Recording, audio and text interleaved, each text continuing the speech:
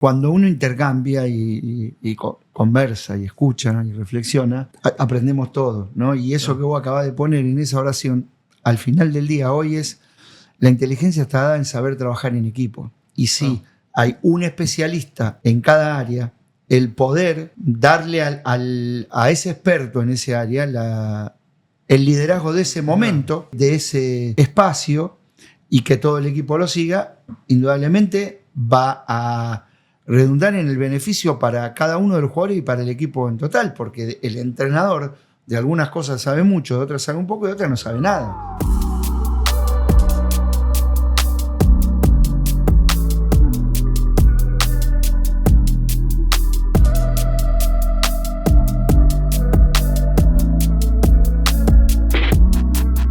Hola a todos, soy Walter Abrigo, director general de Santex, y les doy la bienvenida a un nuevo episodio de Santex Talks, un espacio donde pensamos en voz alta en el mundo que se viene.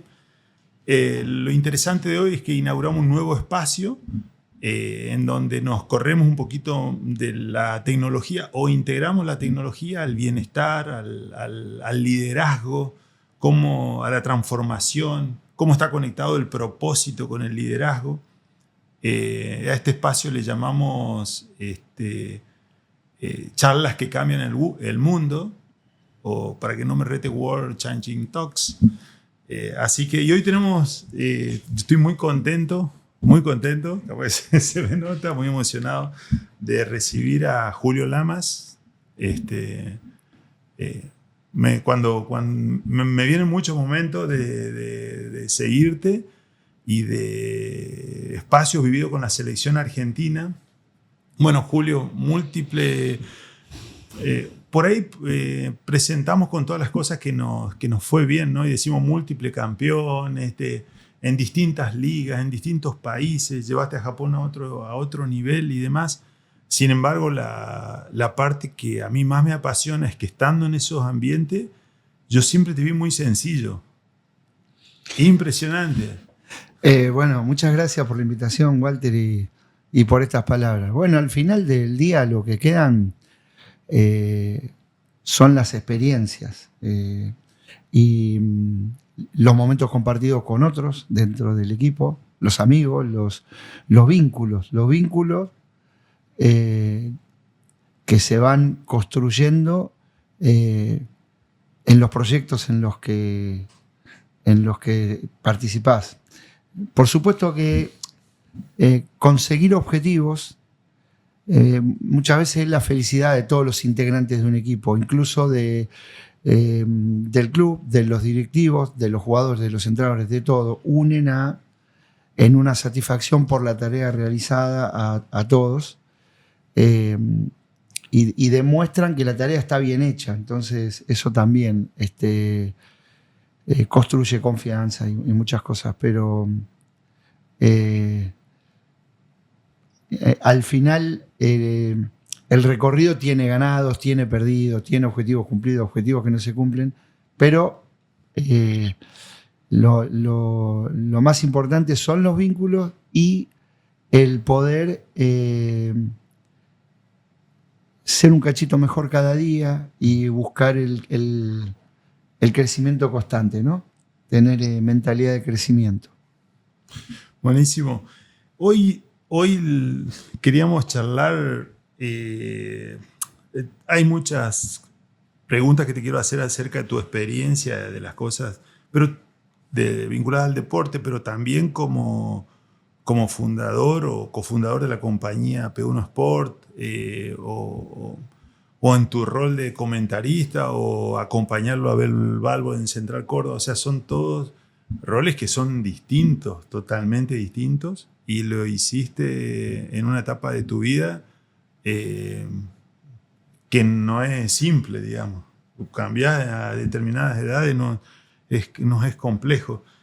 Así que bueno, por ahí va a rondar la charla. Vamos. Hay una pregunta,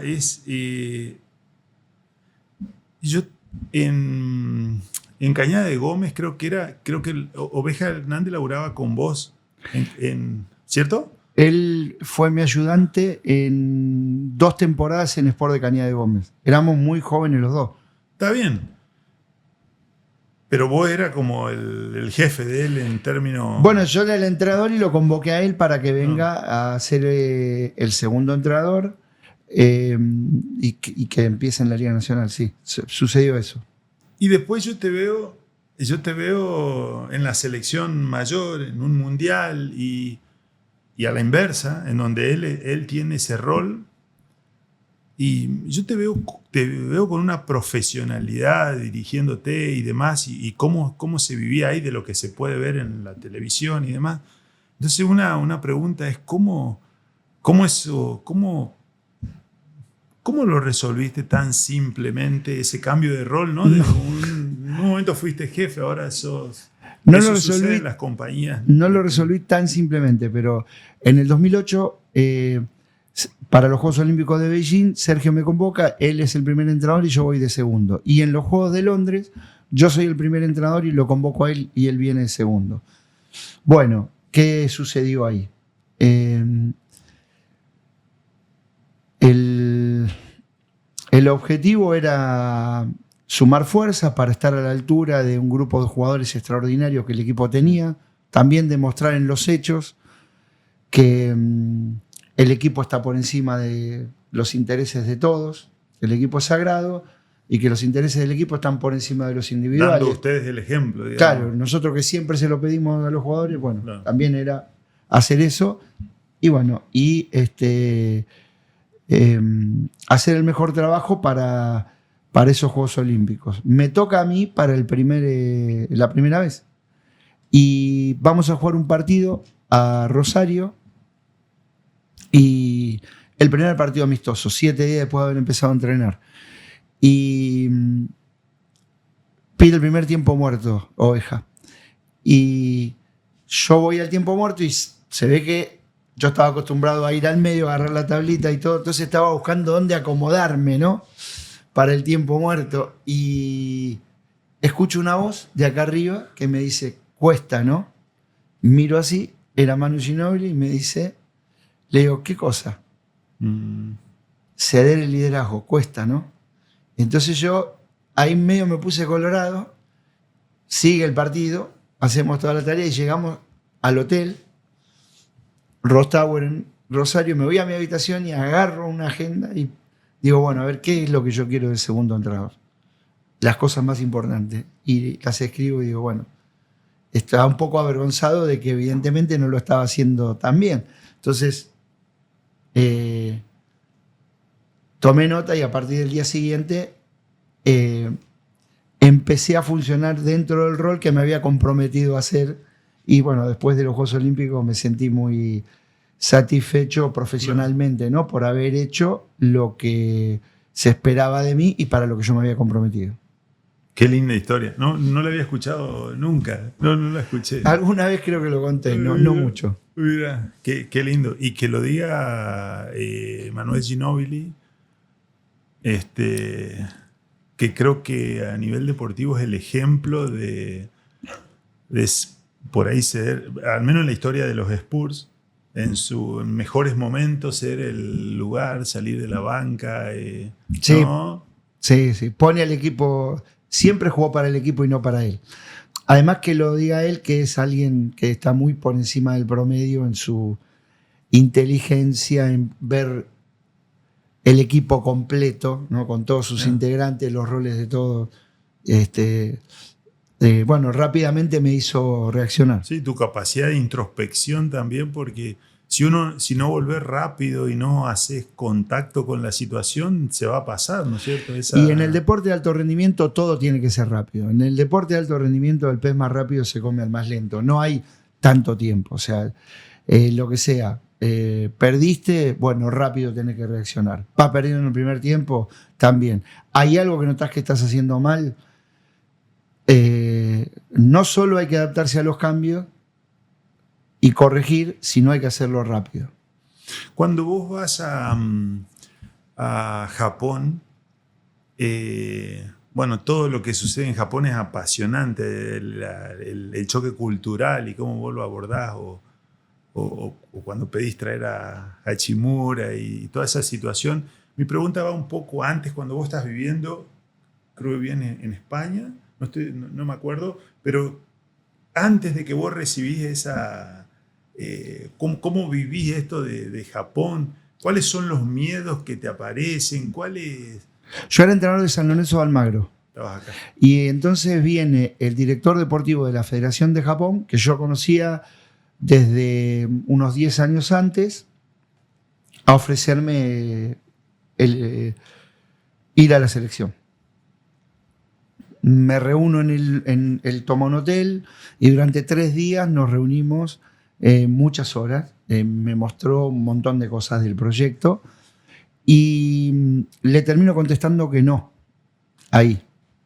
El no tenía que ver con que mi familia no quería ir a Japón. Ya estaban, digamos, mis 2 hijos más grandes estaban en otra dirección y bueno, mi esposa y mi hija más pequeña no. Entonces esto le respondo que no. Y bueno,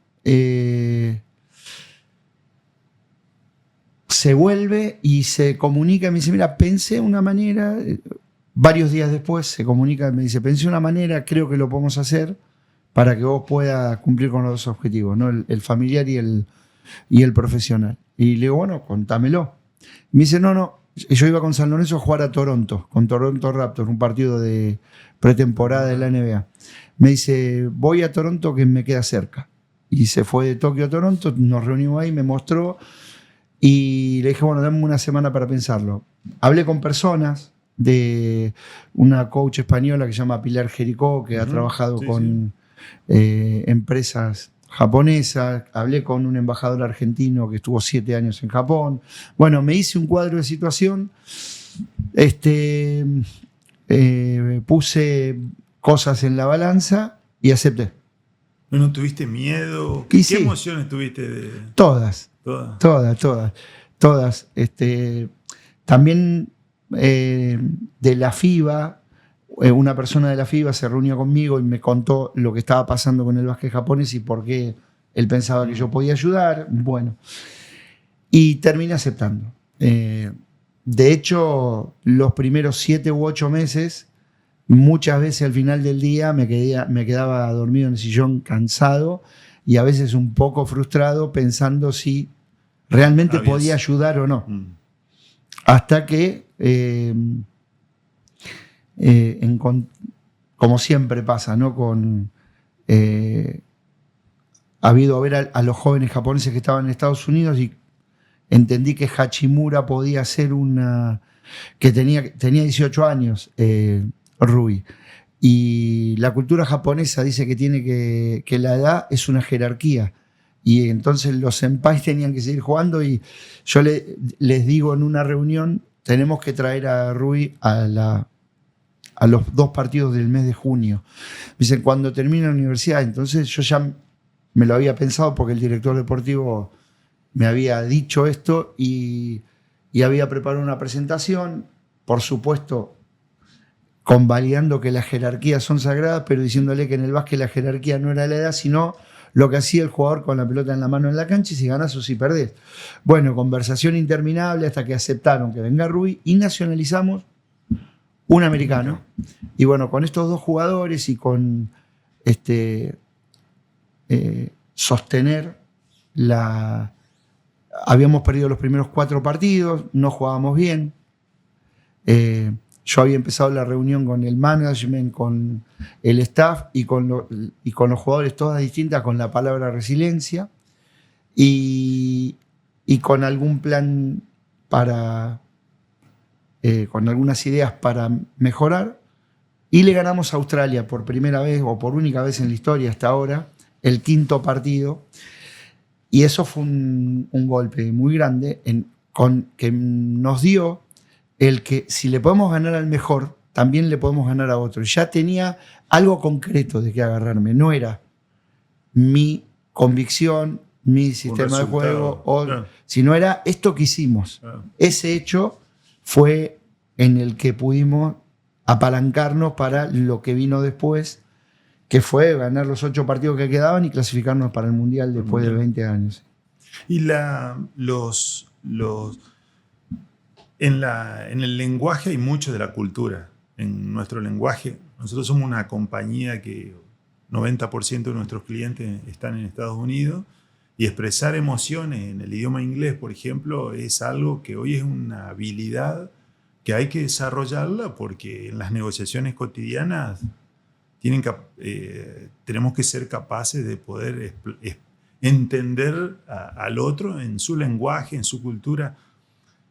¿Cómo vos en tu rol, cómo, además del lenguaje, que me imagino habrá sido inglés entre ellos y ustedes, o con un intérprete y demás, con el cuerpo, Sí. ¿qué te acordás de eso? No, me acuerdo de todo, me acuerdo. Y la comunicación fue siempre en la previa un obstáculo a superar muy importante, ¿no? Entonces, después cuando lo tenés que atravesar, lo vivís en los hechos y hay que poder resolverlo. Bueno, había un traductor español-japonés permanentemente. Yo hablaba en inglés con en el staff, menos uno de los 14, menos uno, todos hablaban en inglés.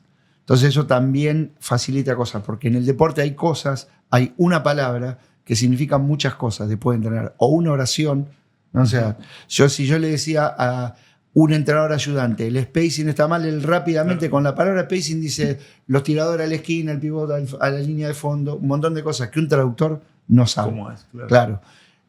Después el entrenamiento lo escribíamos en inglés y en japonés. Cortábamos videos del entrenamiento del día anterior para lo que queríamos corregir, con efectos especiales. Todo lo que podía aumentar el porcentaje de comunicación lo hacíamos con la palabra, con las imágenes, con todas las herramientas posibles. Y después viene esto de las emociones. Entonces, todas las cosas llevaban bastante tiempo. Pero, por ejemplo, ellos no están acostumbrados al contacto físico, a esto. Sí. Porque, digamos, no se saludan ni así, ni con un beso, y además en un lugar de trabajo son formales y ese contacto no existe. Entonces yo muchas veces, para hablarle a un jugador así, y el jugador se ponía duro como una piedra, ¿no? Entonces yo le explicaba a él o en general, miren, esto de donde yo vengo quiere decir, estamos juntos, te quiero, sos mi jugador, vamos. Si a ustedes les molesta no lo hago más, pero si ustedes lo pueden aceptar, esto va a querer decir esto. Ajá, que estamos juntos para hacer esto que vamos a hacer ahora. Esto es lo que yo les quiero decir. Entonces, como rituales. Siempre los japoneses ponen atención plena al que le está hablando, miran, no hay posibilidad de que interrumpan, procesan y después te contestan. Los jugadores aceptaron esa situación, ¿no? Entonces, estas cosas iban siendo la manera de comunicar y dedicando mucho tiempo. Digamos, yo como entrenador sé que independientemente de dónde sea el jugador, quiero construir un vínculo. Y ese vínculo empieza comunicándome, escuchando qué quiere, qué necesita, en qué lo puedo ayudar, observando si lo que me dice y lo que hace concuerda o no, conociéndolo mucho, sabiendo dónde tiene el botón. Todos tenemos un botón, ¿no? Alguno en la cabeza, otro en el corazón, otro en el bolsillo. Entonces, conociendo y sabiendo dónde tiene el botón para poder estar conectado con él y tener un vínculo fuerte que yo sé que vamos a necesitar a la hora de la verdad. La hora de la verdad son las conversaciones difíciles y superar malos momentos. Todo eso con el equipo japonés me llevaba el doble o el triple de tiempo que en España o Argentina. Pero yo estaba dispuesto a hacerlo. Lo que veo es que hay mucha preparación. Digo esto porque con Santex, este último tiempo de este último año, por condiciones de mercado estamos abriendo en diferentes países y uno por ahí tiene esas ganas, ¿no? de ir a un lugar y arrancar y demás. Y lo que tomo, lo que me queda es que hay mucha preparación, hay muchísima preparación. Ya mencionaste el hecho de, no sé, del entrenamiento, estar en 2 idiomas, habla de preparación previa, ¿no? En el alto rendimiento siempre hay mucha preparación. De poca improvisación, me refiero. No hay improvisación. Claro. El alto rendimiento de cualquier alto rendimiento área, no hay improvisación. Y no. Claro. El alto rendimiento de cualquier área, un poco, a ver, debe haber definiciones académicas mucho mejores, ¿no? Pero es vaciarte todos los días, estar en todos los detalles y ser autónomo. Y estar en todos tus detalles. Yo cuando me doy cuenta cuando me cruzo con un médico, un empresario, un deportista que es de alto rendimiento. Esa persona conoce su oficio o profesión en todos los detalles. ¿Sabe? La conoce en todos los detalles. Y eso lleva tiempo y ninguna improvisación. Entonces, lo que tenía con Japón, no puede haber un lugar más diferente que Argentina y Japón. No hay. Culturalmente. No hay. No. Somos lo opuesto en todo, en la fortaleza y en la debilidad. Somos lo opuesto. Entonces, el que fue a Japón soy yo. Con lo cual yo tuve que adaptarme, interpretar, conocer, para poder después elegir la batalla y hacer. Y en esto yo como entrenador nunca tuve la pretensión de decir tenés que jugar como Argentina o como un equipo español. No. Tuve que construir un traje a medida con la fortaleza de los jugadores japoneses. Y después elegir 2 batallas para dar. La de los contactos físicos en los partidos fue una. En función de la de rebelarse fue otra. No muchas más, pero la inteligencia, la disciplina, todo eso se usó. Ya lo tenían y lo recontra tenían. Claro, entonces se usó.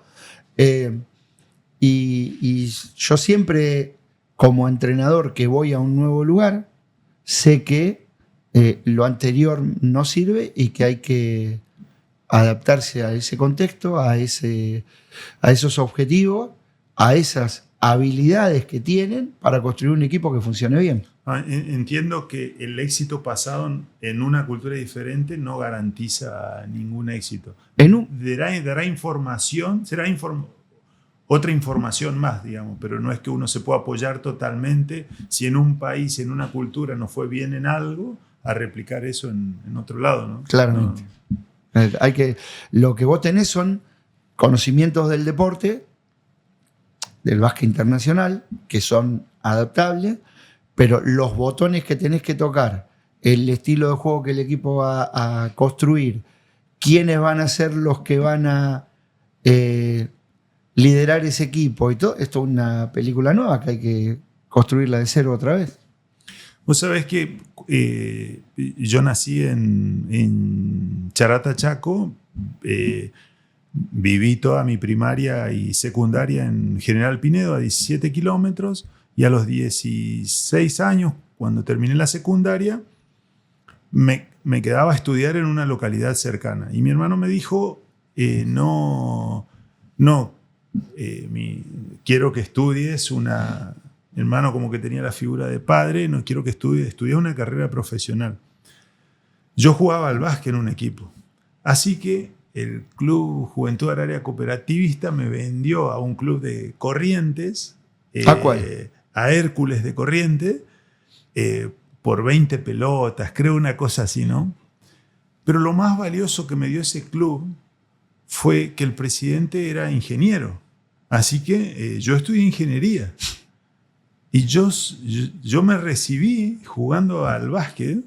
Bueno, después ya no me dio más el cuero, pero soy un agradecido de que el básquet me metió en un mundo que no sé si hubiese entrado. En el mundo de la educación universitaria y demás. ¿Cómo ves vos, cómo en los jugadores en la actualidad, porque hay muchísimos más jugadores que antes, o en la preocupación de los clubes, hay una relación que solo queda en lo transaccional, o hay algún interés desde los clubes por un bienestar mayor que solamente el rendimiento deportivo del jugador? Hay casos diferentes. Depende mucho de quién es el líder de cada proyecto, del presidente, del entrenador. Hoy lo que sí hay son muchas más oportunidades para las 2 carreras, ¿no? Para que un jugador pueda estudiar. Por lo de distancia, porque hay a distancia, claro. Porque hay muchas más facilidades que las que había cuando estudiaste vos o antes, ¿no? Enhorabuena que pasa eso. Y la verdad que el beneficio es bidireccional, Walter. Porque impacta en el deporte. Es que el que estudia es más inteligente para poder tomar decisiones, entender problemas, resolver situaciones, que el que no está más ejercitado. No es que es más inteligente, pero tiene más herramientas en la mochilita que tenemos todos. Eso para ese lado. Para el otro lado, esta semana que pasó, The Guardian, el periódico inglés, ahí mostraba una investigación de que los que practican un deporte consistentemente, como lo practicaste vos, de los 8 años hasta los 20 algo, consistentemente, entrenando 4 veces por semana, 5, haciendo un montón de cosas, bueno, suben su nivel académico, y en este mundo actual laboral, a veces tiene tanto valor como tener un título universitario, porque por los cambios que el mundo ha tenido, son personas que tienen capacidad para posponer la recompensa, para tolerar las frustraciones, para volver a intentarlo, para jugar con otro, para que otro juegue para vos, un montón de cosas que el deporte te da, que después son muy útiles en el mundo laboral. En el mundo laboral, claro, o para tener mayor resiliencia. Vos sabés que 800 y pico de horas, casi 2 meses en que estamos despiertos, estamos conectados a redes sociales. Obviamente las generaciones más jóvenes y los adultos más mayores son los que están en las franjas superiores. ¿Cómo? Y eso sucede en chicos que hoy están jugando al básquet también. Yo sé que si bien es cierto no estás dirigiendo, estás súper conectado. ¿Cómo? Vos tenés un chico que está todo el día con el celu y a la vez tenés a alguien que estará 2 o 3 años de retirarse, ¿no es cierto? Hay en las compañías pasa lo mismo. ¿Cómo? ¿Qué me puedes comentar de eso, ¿no? De diferentes intereses? Sí.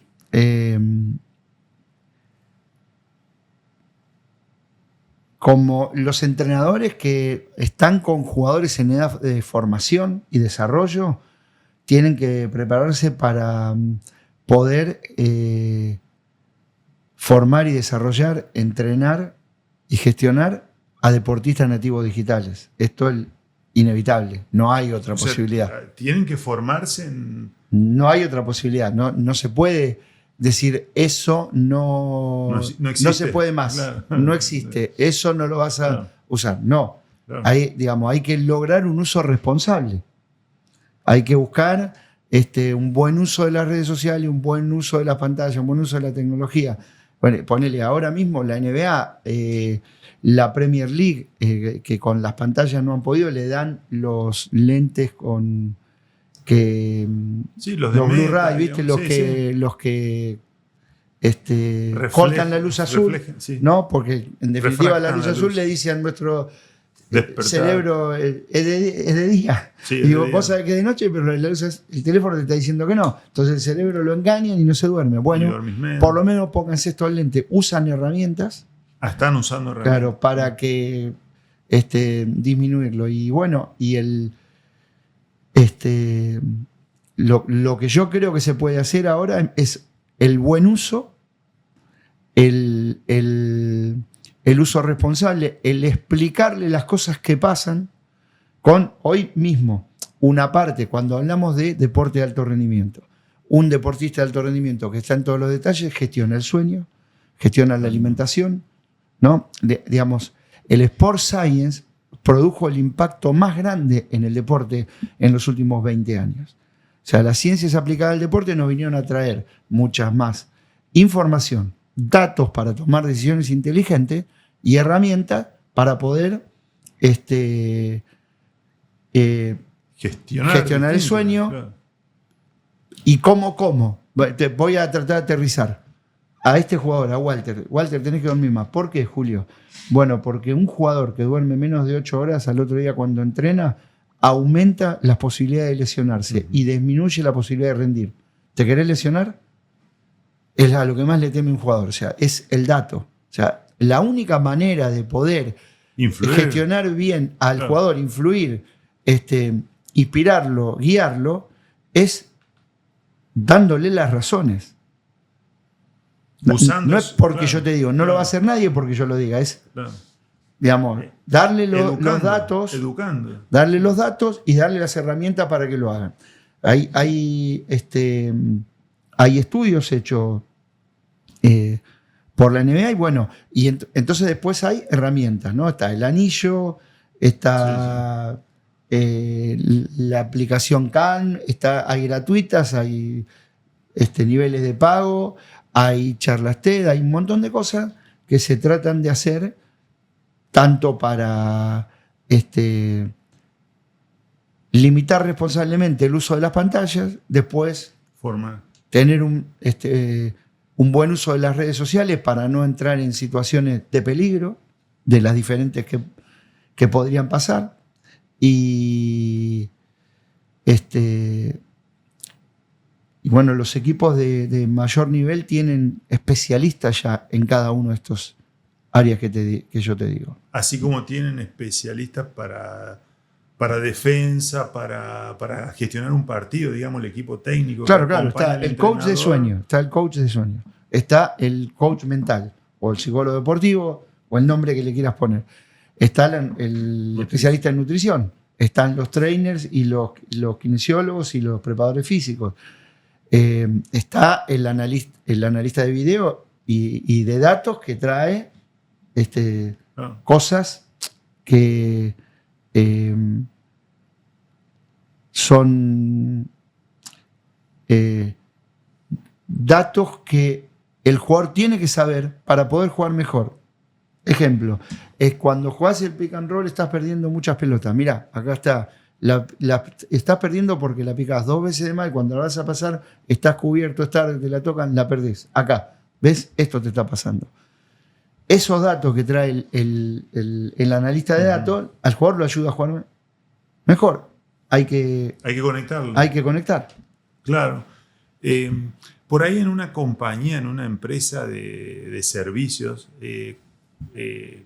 cuesta... Estoy pensando, ¿no?, que cuesta más integrar esto con el resultado, pero me llevo el aprendizaje de que hoy las organizaciones necesitamos especialistas en ciertos aspectos que impactan en nuestra productividad que hasta hace muy poco ni pensábamos, digamos. 100%. Yo me llevo el aprendizaje junto con vos. O sea, estamos... cuando uno intercambia y conversa y escucha y reflexiona, aprendemos todo, ¿no? Y eso que vos acabás de poner en esa oración, al final del día, hoy es la inteligencia está dada en saber trabajar en equipo. Y sí, hay un especialista en cada área, el poder darle a ese experto en ese área el liderazgo de ese momento, ¿no? de ese espacio, y que todo el equipo lo siga, indudablemente va a redundar en el beneficio para cada uno de los jugadores y para el equipo en total, porque el entrenador de algunas cosas sabe mucho, de otras sabe un poco y de otras no sabe nada. Entonces, en ese momento el que tiene que hablar de la nutrición es el nutricionista y es el que tiene que guiar, y el entrenador lo tiene que respaldar. El saber trabajar en equipo. Claro. Al final, ese equipo, ese staff, es el equipo que dirige al equipo. Y darle la autoridad de que el respaldo, la autonomía, no, es que lo son. Claro. Hay que reconocerlo internamente y públicamente. Claro. Porque si el entrenador está al frente de las 20 cosas que hay que hacer en la semana, le pones el techo acá, tu techo. Y vos lo que querés es subir el techo, gestionando las habilidades y el conocimiento de todo en la búsqueda del bien común. Claro. Vos cuando te corro un poquito de tema por el espacio, vos cuando decidís ¿Te costó dejar de ser entrenador? Sí. Me costó. ¿Qué te pasó? Es lo que más me gustó hacer en la vida. Es algo con lo que yo pude obtener reconocimiento. El reconocimiento, no estoy hablando de el del espectador. Julio hace esto bien. Es lo que queremos todos, ser aceptados, ¿no? Sí, bueno, queridos. Yo sentí que confiaba en mí y que otros confiaban en mí para hacerlo. Todo eso fue tan importante para mí en mi vida y aparte juntó todo, mi pasión, mi oficio, mi profesión y la posibilidad de progresar socioeconómicamente. Todo el lado A de mi profesión lo podría haber seguido haciendo 10 años más, pero el lado B de mudarme permanentemente y de viajar tanto tiempo ya lo había consumido. Y yo pienso que la vida personal está primero que la laboral y entonces ya lo había decidido que lo iba a hacer después de los Juegos Olímpicos de Tokio. Lo había decidido más o menos, supongo yo, que en el año y medio anterior. Terminaron los Juegos y lo quería decir y no me salía. No me salía.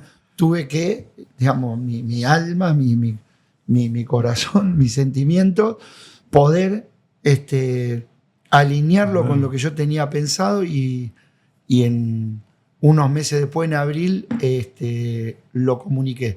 Que yo me lo comuniqué más a mí que a todos los demás. No voy a dirigir más, ¿no? Y bueno, y di el paso porque pensé que era lo mejor para mi vida personal. ¿Y te creyeron en tu casa que...? Sí. Digamos, mi esposa me creyó, mis hijos no tanto, después se dieron cuenta que sí.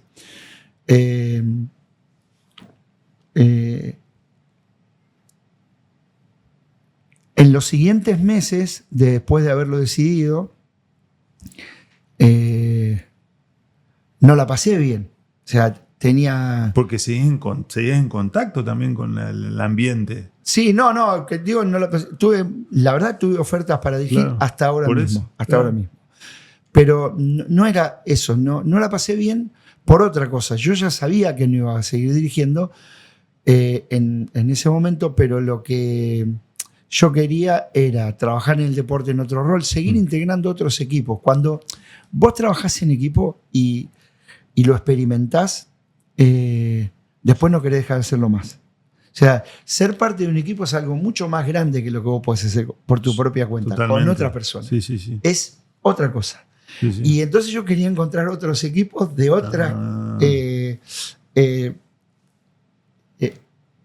otros equipos que integrar. Y bueno, después apareció comentar la NBA en ESPN, cosa que me mantenía conectado con el básquet y a mí la comunicación me interesa. Integrar el equipo de transmisión con los productores, con el relator, con toda la gente. Es mi equipo ahora. Y las charlas corporativas me enriquecen un montón. Y fundamos con Juan Gutiérrez la consultora P1 Sport. ¿Nos puedes contar un poco más de en qué consiste, cuál es el foco? Es una consultora deportiva. Nosotros lo que hacia queremos... clubes, hacia organizaciones deportivas. Sí, no, y deportivas y no deportivas. Nosotros lo que queremos...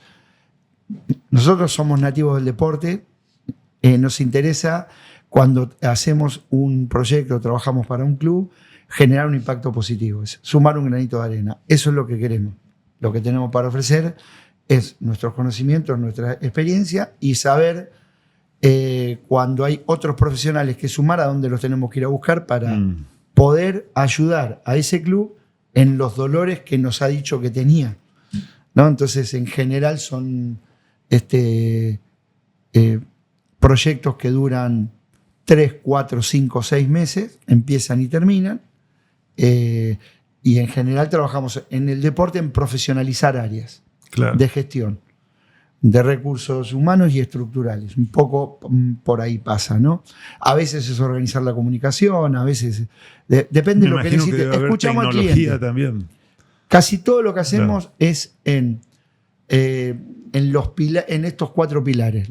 Primero las personas, después la metodología, la tecnología y el presupuesto. No, todo en general pasa por ahí.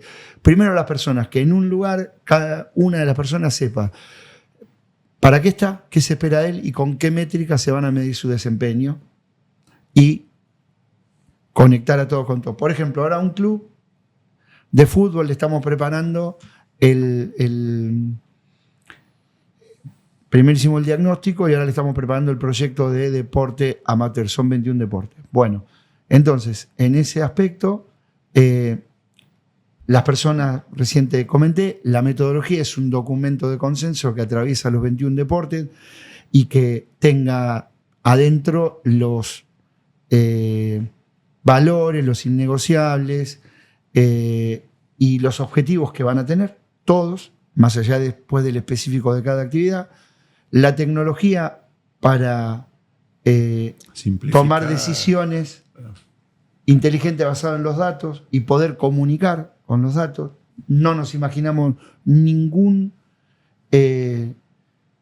club de acá para adelante que pueda trabajar sin la tecnología. Algunos contratan se construyen una plataforma propia porque tienen la capacidad económica. Otros toman ya algunos enlatados que se ajustan y otros los gratuitos, pero tiene que ser con la tecnología y obviamente el presupuesto, ¿no? No se puede hacer nada sin tener en cuenta el presupuesto con el que se lo va a llevar a cabo. Un poco por ahí pasa eso ahí. En las empresas, en general, hacemos actividades en ejes de alto rendimiento y de bienestar.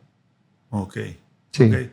Sí, lo que contás de organizaciones deportivas es como decís vos, aplica establecer claramente cuáles son los objetivos de cada una de las personas, integrarlos entre todos, gestionar un presupuesto, son propios de todas las organizaciones, ¿no? ¿Sabes lo que pasa, Walter? Que vos contaste lo que fueron los clubes para vos, hoy en esta conversación que estamos teniendo. Ajá. Y los clubes, en la Argentina hay 38.000 clubes. Los clubes son la célula principal del deporte en la Argentina. Los clubes sacan a los pibes de la calle y los introducen en el deporte. En los Juegos Olímpicos yo estuve en 3. Siempre hablamos que si haríamos un medallero con los deportes con pelota, Argentina subiría varios lugares. ¿Por qué? Claro, porque cuando vas a un club te tiran una pelota. Claro, ¿no? Sí. Bueno. Y esa cultura nos trajo hasta acá. Ni en España, ni en Japón, ni en Brasil existe este club tal cual lo conocemos nosotros en todos los barrios y los pueblos de nuestro país, ¿no? Bien, eso nos trajo hasta acá, pero hoy la asignatura pendiente es profesionalizar esos clubes. No se pueden manejar más como se manejaban hace tiempo atrás. Y la figura no es que el Deportivo San Andrés, el club de mi barrio, le va a sacar el director deportivo al Manchester City. No, es que un profesional crezca, haga cargo de la dirección de deporte utilizando herramientas tecnológicas, utilizando una metodología y pueda llevar adelante eso. El deporte se apoya en 3 ejes bien marcados. La genética, la estructura y la metodología. En la genética nosotros estamos ok. Quisiéramos ser más altos, quisiéramos ser más atléticos. Estamos ok. Competimos con ese talento, vamos a decirle a la genética y epigenética, vamos a decirle talento. Estamos bien. En estructura estamos para atrás. Menos 25. Como nos pasa en todas las demás áreas de nuestro país, ¿no? Bueno, y la mejora es costosa y más lenta. Quizás para la próxima generación podamos tener algo. Y en la metodología es donde nosotros tenemos la oportunidad de obtener victorias tempranas, porque hemos tenido muchísimas veces buenos proyectos porque había un entrenador o un entrenador y un preparador físico, o un entrenador y un preparador físico y un dirigente que tenían un buen proyecto y que lo llevaban adelante. Pero bueno, eso ahora lo tenemos que ampliar a que el proyecto tiene que ser constante, no es de un solo año, no tiene que depender de un entrenador. De una comisión. Tiene que ser sostenido en el tiempo. eso nos cuesta más, mediano plazo, 4 años. Tiene que estar basado en datos, tiene que estar documentado. Ahí es donde nosotros tenemos la posibilidad de hacer una victoria temprana más rápido y seguir evolucionando. Y realmente entran en un... no digo que sea fácil, pero que el dolor existe y es grande. Hay muchas evidencias. O sea, ustedes con la organización, con P1 Sport, entran en un océano azul, como se dice, ¿no? Está todo por hacerse, quiero decir. Hay varias sillas vacías que atacar. Sí. ¿Cuál fue el mayor aprendizaje de la experiencia en Central Córdoba? Muchos. De fútbol, obviamente, porque yo no sé de fútbol como un entrenador de fútbol, ni como. Entonces, escuchando a los entrenadores de fútbol aprendí un montón. Estaba muchas horas con los 2 jóvenes, entrenadores jóvenes. Con los jugadores, de los jugadores aprendí muchas cosas. Bueno, ahí de fútbol mucho. Yo tengo la sensación que, discúlpame que te interrumpa, que el jugador de fútbol es menos profesional o que tiene menos posibilidades de ser profesional en general en cómo se cuida y demás, cómo entrena, que un jugador de básquet. Vos que viviste los dos mundos. Sí, yo no lo puedo comprobar con datos, que es de la única manera que esta cosa se puede, pero tengo la sensación de que no. Tengo la sensación de que no, porque muchas veces caemos en las preguntas que a mí me suelen hacer, me comparan a un jugador de fútbol del torneo local, no porque Manu Ginóbili hacía esto. Sí, pero Manu Ginóbili lo tenés que comparar con Messi, no con un jugador de fútbol del torneo local. Es comparar en el mismo nivel, digamos. Y bueno, yo encontré entrenadores jóvenes muy preparados, preparadores físicos muy preparados, jugadores de fútbol que quieren ser profesionales. Lo que pasa es que el fútbol es un fenómeno social único en la Argentina, con unos niveles de exageración en la victoria y en la derrota extraordinarios, con un impacto en los medios de comunicación inmediato extraordinarios, y donde hay permanente tensión. Si ganás, hay tensión. Si no ganás, ya hay crisis. Y ese no ganás, estamos hablando de 3 partidos, 4 partidos. Todo esto y todo el dinero y los intereses que hay de por medio lo transforman en que todo eso atraviesa el deporte. Vos no lo podés dejar de tener en cuenta antes de hablar del fútbol. Claro. ¿No? Entonces es medio injusto cuando se le pide a el jugador de fútbol o al entrenador de fútbol que tenga una conducta relajada como el del básquet, o que sea... Porque es otro mundo. Porque lo que ellos viven es distinto. Claro. Mirá vos, yo no lo sabía ni me lo imaginaba. Es súper interesante. Tenemos una última... ¿Viste? Hay 2 jugadores de básquet que tienen el mismo nivel de entrenamiento, en la misma capacidad atlética y demás, o uno ve desde afuera que son muy parecidos y uno tiene un rendimiento distinto en situaciones claves de un partido respecto de otro. ¿Qué es lo que lo diferencia?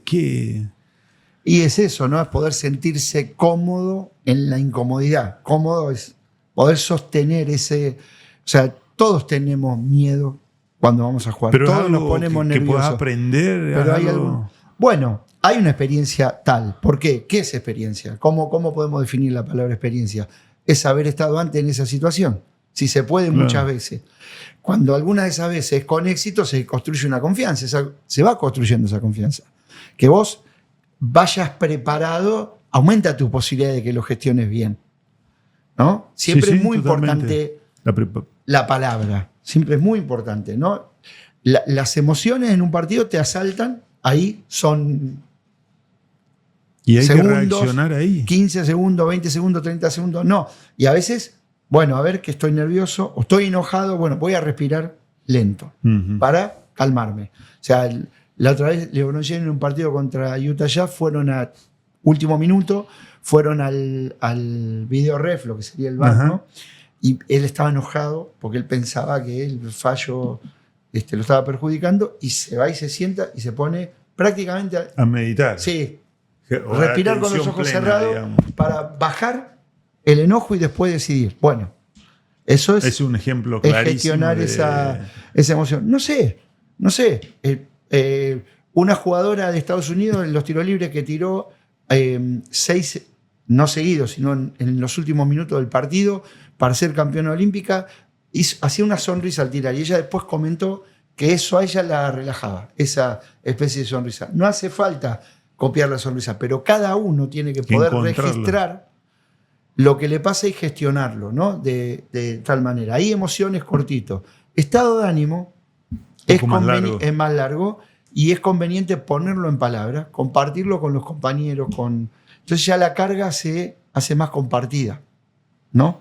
Claro. Y alguien te puede tirar una soga para poder hacerlo. El estrés, misma situación, ¿no? Hay que tratar de siempre ponerlo en palabra en la interna del equipo, estamos hablando. Sí, ¿no? Sí, exteriorizarlo, que no quede, que esas emociones no se hagan tratar de que no se hagan un estado de ánimo. Claro. Y después termina permeando en el resto del equipo. No, es que aparte, digamos, la incertidumbre no es verdad. Yo creo que no es verdad que alguien que dice yo con la presión, con el estrés, con la incertidumbre me siento cómodo, yo qué sé. Lo que hay es personas que lo pueden sepan gestionar, digamos. Atravesar de manera más cómoda, poder enfocarse en lo que tienen que hacer, y la acción ya los aleja de eso. El ejercicio repetido de claro, eso. Lo lleva, pero compartirlo baja el nivel de incertidumbre. Poder, digamos, yo reacciono con el equipo con esto. Y como entrenador buscas eso. Acá ganamos todo, perdemos todo. Sabiendo que hay jugadores que tienen la espalda más ancha y que van a poder dar el primer paso, ¿no? Que eso es lo que se espera de los líderes, que en ese momento sean los primeros, pongan la luz, muestren el camino y den el primer paso. Ya los demás lo dan mucho más aliviado el paso, ¿no? Claro, súper interesante. Julio, yo me quedaría, entre mi pasión por el básquet y tu track record y todo lo que te podría exprimir, me quedaría todo el tiempo, pero sé que con esto me gustaría llevar que tenés un montón de conceptos, pero no sé, o de lo que te resonó de esta charla, los 3 más importantes que tendríamos que replicar o desarrollar en las organizaciones, o vos mismo en tu organización donde vos estás, en la organización donde vos estás. ¿Cuáles son los 3 temas que sí, esto no pasa de moda, a esto hay que ponerle foco? Para mí los pilares fundamentales de un equipo y de un proyecto son, yo siempre el primer momento lo arranco con un pacto fundamental, ¿no? Que hago con cada uno de los integrantes del equipo mano a mano, y después todos juntos. Ese pacto es jugar para el equipo y no para uno mismo. Eso está ahí, es un innegociable. Algunas veces en el año vamos a tener que volver ahí y decir, acordamos esto, volvamos al camino. Los roles. El pacto fundamental es un pilar. El siguiente pilar son los vínculos entre todos los que conformamos el equipo de la organización. Gente conectada, todos con todos. ¿Quiere decir que son iguales, que piensan lo mismo? Nada que ver. Conectados. Vínculos. Que generen confianza. Vínculos, claro. Conocer, saber quién es el otro, qué le pasa, estar vínculos fuertes, ¿no? Como tercer cosa, que no es porque tercero en importancia, otro pilar fundamental es crear una atmósfera sana psicológicamente, en la cual la confianza le gane al miedo. Okay. Que la gente se anime a decir, estamos haciendo mal esto. Los problemas de un equipo no son el conflicto, es el silencio. O sea, es que la gente sepa que está segura y que puede decir, esto que estamos haciendo está mal. Porque al final del día lo primero son las personas, y todos los que están ahí adentro son valiosos, son talentos y pueden cada uno con su rol, cuidar, tener una buena idea. Entonces tienen que tener un espacio de confianza. sano. Y finalmente cultivar una mentalidad de crecimiento, ¿no? La mentalidad de crecimiento contra la mentalidad fija. La mentalidad fija es, che, yo sé hacer estas 3 cosas y estas no, listo, soy así. Eso es fija. Y la mentalidad de crecimiento es, estas 3 que tengo, las voy a desarrollar permanentemente y estas que no tengo, las voy a llevar al promedio. O sea, es por ahora no, pero lo voy a mejorar. Es ahora. Estoy siendo así, pero... Claro, no es yo esto no lo sé, es por ahora no. No me defino. ¿No? Entonces, esto de la mentalidad de crecimiento, si vos lográs que en ese equipo de trabajo haya, que cada uno de los integrantes mejore una cosa esta temporada y que el equipo en el funcionamiento sea cada mes un poquito mejor, estás en el buen camino. Vas a dar tu techo. ¿Qué otra cosa que dar todo lo que tenés podés proponer? Vos sabés que respecto de lo que vos decías de crear un ambiente de confianza en donde no haya miedo para expresar las diferencias, las compañías más innovadoras, estas tecnológicas que surgieron de hace un tiempo, ya la persona pasó a formar parte de un commodity. Personas talentosas o jugador talentoso es como pasó a formar parte de un commodity. Ahora, aquellas que logran innovar, crear cosas distintas son aquellas que son capaces de gestionar el conflicto, de llevar el conflicto a la superficie y gestionarlo, no de que no haya conflicto. Así que digamos, al menos personalmente, lo que me viene de un lado, lo que me viene de tu experiencia, coincide y es como que... Lo mismo digo, a mí me vale muchísimo tu experiencia, por supuesto que sí.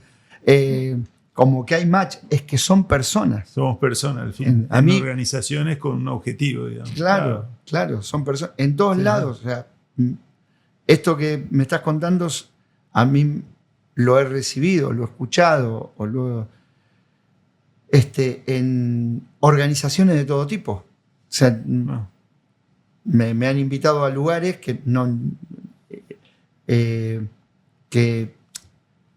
destacadísimos en el que vivimos las mismas situaciones, porque abajo del que tiene la camiseta con el número 7 hay una persona, y a la persona le pasan cosas. Una vez me invitaron a la Fundación Favaloro para un equipo de cirugía.